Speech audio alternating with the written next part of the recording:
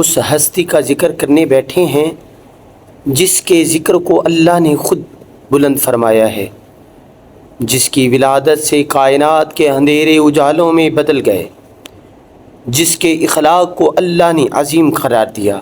وہ ہستی کوئی اور نہیں بلکہ ہمارے پیارے نبی خاتم النبیین حضرت محمد صلی اللہ علیہ وسلم ہیں۔ اللہ رب العزت نے فرمایا وَرَفَعْنَا لَكَ ذِكْرَكَ، اور ہم نے آپ کے ذکر کو آپ کے لیے بلند فرما دیا۔ مزید فرمایا وَإِنَّكَ لَعَلَىٰ خُلُقٍ عَظِيمٍ، اور بے شک آپ عظیم اخلاق والے ہیں۔ یہ قرآن کے الفاظ ہیں اور اللہ کی گواہی ہے کہ نبی اکرم صلی اللہ علیہ وسلم سب سے بلند مقام والے اور سب سے عظیم اخلاق والے ہیں۔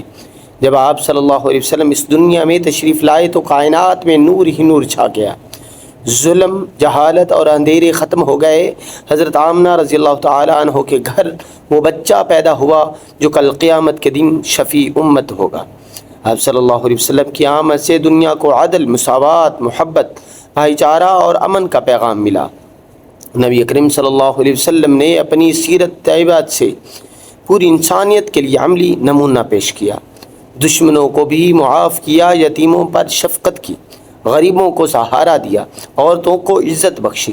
یہ سب کچھ اس بات کا ثبوت ہے کہ آپ صلی اللہ علیہ وسلم رحمۃ للعالمین ہیں۔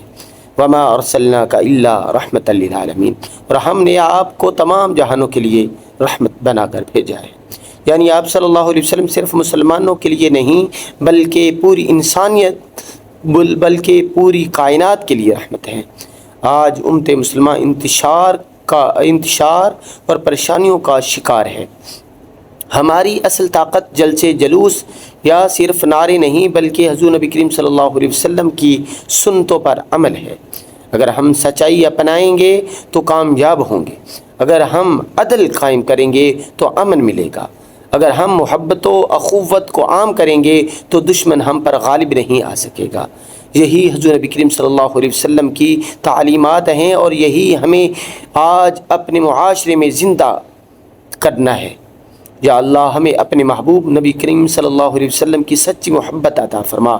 اے اللہ ہمیں ان کی سنتوں پر عمل کرنے والا بنا، ہمارے دلوں کو عشق رسول سے بھر دے، ہمارے وطن کو امن و سکون عطا فرما، اور قیامت کے دن ہمیں حضور نبی کریم صلی اللہ علیہ وسلم کی شفاعت نصیب فرما۔